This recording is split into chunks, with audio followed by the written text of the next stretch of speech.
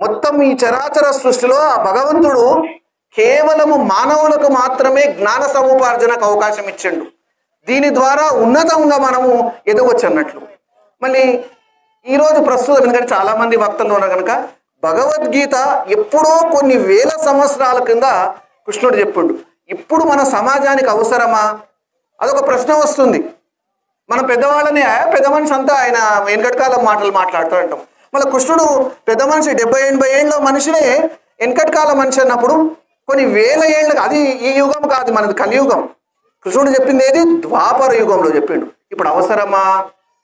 ఎక్కువ అవసరం. ఇప్పుడు ఒకసారి గమనిద్దాం. ఒక మనిషి ఇక్కడ కొన్ని రోజుల తర్వాత 2 ఏళ్ళలో ఇక్కడ రియల్ ఎస్టేట్ అవుతుంది, బాగా ధరలు పెరుగుతాయని చెప్పి భూములు కొంటారు. 3 ఏళ్ళు నిజంగా డబల్ అవుతాయి. దీన్ని దార్శనికత అంట మన భాషలో. కృష్ణుడు కొన్ని వేల సంవత్సరాల తర్వాతనే ఈ విధంగా వస్తుంది అని ఏ విధంగా మనం ఒక్కొక్క ఉదాహరణ చూద్దాం. ఇప్పుడు మనం అన్ని ఎక్కడ చూసినా కూడా యోగా చూస్తున్నాం. ఏం రోగాలు వచ్చినా యోగా చేయండి, శారీరక మానసిక రుగ్మతలకు యోగా ఒక దివ్య ఔషధం అంటారు.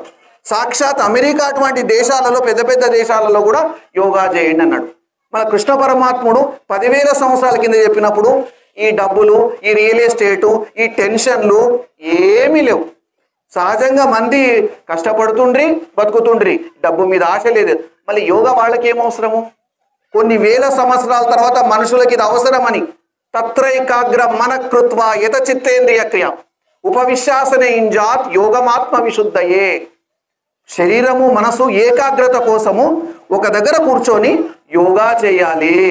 ఏ విధంగా చేయాలి ఆయనే చెప్పిండు. సమం కాయ శిరోగ్రీవం దారయన్నచలం స్థిరం సంప్రేక్ష నాసికాగ్రం స్వదిశశ్చ నవలోకయన్. ఒక దగ్గర శరీరము మెడ నిటారుగా పెట్టండి. మీ దృష్టిని ఎక్కడ పోనీయకుండా మీ దృష్టిని నాసికాగ్రం పైన ఉంచండి. మళ్ళీ ఎన్ని వేల సంవత్సరాల కింద ఈరోజు చెప్తున్నాడు భగవంతుడు. ఇంతకుముందే వక్తలు మాట్లాడుతున్నారు, మన ధర్మం మీద దాడి జరుగుతుందని ఎప్పుడో కృష్ణుడు చెప్పిండు. మన ధర్మాన్ని ఎప్పుడు వదలొద్దు. స్వధర్మే నిధనం శ్రేయ పరధర్మో భయావహ. శ్లోకంలోని చివరి లైన్ ఇది. మన ధర్మంలో ఈ కొన్ని చిన్న లోపాలు ఉన్నా కానీ తల్లి లాంటిది. అమ్మకు చిన్న లోపం నల్లగా ఉంది కదా అమ్మను వదిలిపెడతామా? అమ్మకు చెయ్యిరిగింది కానీ వదిలిపెడతామా? లేదా కాలు లేదు కదా వదిలిపెడతామా అమ్మను? మన ధర్మం మన అమ్మ వదిలిపెట్టద్దండి. ఇది దార్శనికత ఎన్నో సంవత్సరాల తర్వాత జరుగుతుంది. రెండవది రామాయణము, మహాభారతం అన్ని పేరు విన్నారు కదా, అన్నీ ఉన్నాయి కదా. దీన్ని ఎందుకు పవిత్ర గ్రంథంగా మనకు సాంఘిక శాస్త్రం పుస్తకంలో చదువుకున్నాం మనం. రామాయణం ఎందుకు పవిత్ర గ్రంథం అని లేదు, మహాభారతం ఏం లేదు, భాగవతం ఎందుకని లేదు? ఎందుకంటే రామాయణం మీకేమి చెప్పదు. రాముడు అడవికి పోతా ఉంటే తమ్ముడు నేను వస్తా అని బలవంతం చేసి వస్తాడు. రాముడు రమ్మన్నాడా? మనం చదువుకున్న దాంట్లో రాముడు రమ్మనలేదు, లక్ష్మణుడు బలవంతంగా పోతాడు. అది చూసి అన్నదమ్ములు ఇట్లా ఉండాలి అనుకుంటారు. తండ్రి మాట ఏం చెప్పినా జవదాటకూడదు, మీరు అట్లా చేయండి అని రాముడు చెప్పలే. ధర్మము పాటించండు మనం ఇది. కానీ భగవద్గీతలో కృష్ణుడు ఈ విధంగా చేయమని చెప్పిండు. మనకు చిన్న గురువు చెప్పినంటే మనం ఆయన తూచా తప్పకుండా పాటిస్తాము. అటువంటిది అక్కడ గురువుల ఫోటోలు ఉన్నాయి, వాడు చెప్పిందంటే మనం శాసనంగా పాటిస్తాం. అటువంటిది వాళ్ళని సృష్టించిన భగవంతుడే చెప్పిండంటే ఎంత శాసనంగా పాటించాలి. ఏమేం చెప్పిండు కృష్ణుడు? ఉదయం లేసే నుండి రాత్రి పడుకునే వరకు చేసే ప్రతి పని ఈ విధంగా ఉండాలి. ఉదాహరణకు చూడండి, కొంతమంది చూస్తుంటారు రాత్రిపూట 11 గంటల 2 గంటల వరకు సెల్ ఫోన్ చూసుకుంటూ పడుకుంటారు.